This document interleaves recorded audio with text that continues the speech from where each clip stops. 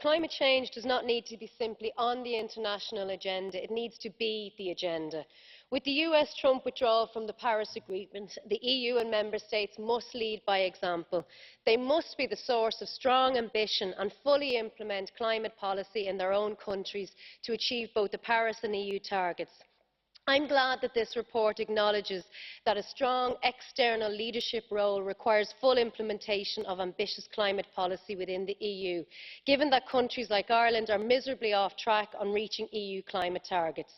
Climate change is not some abstract apocalyptic policy area. It is a present-day reality affecting the lives of hundreds of thousands of people worldwide. And we do need an international legal definition of climate refugee.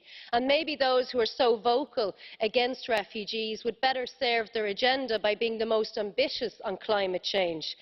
The time for excuses is over. We need a human rights-based climate policy and we need legislators to lead. But also, of course, we have to share perspectives and knowledge with not just third countries, but also the industrialised world, because this is a global problem. Finally, I just want to say, Ms Boylan referred to Ireland, and I would agree. Up until now, we haven't been very good. But our Taoiseach, Leo Varadkar, was here in January. He said we were laggards in the past, but we're not going to be in the future.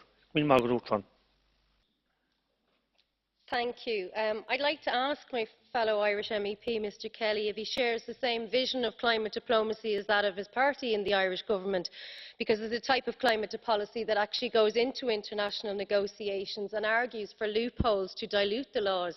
It's the type of climate diplomacy that Climate Action Network referred to as playing a negative role in the EU 2030 legislation. So is that the type of climate diplomacy that you and Leo Varadkar advocate? That's a very negative view of Ireland. As I said, we admit, and we weren't in government only for the last couple of years, that Ireland hasn't played its part in reaching its 2020 targets.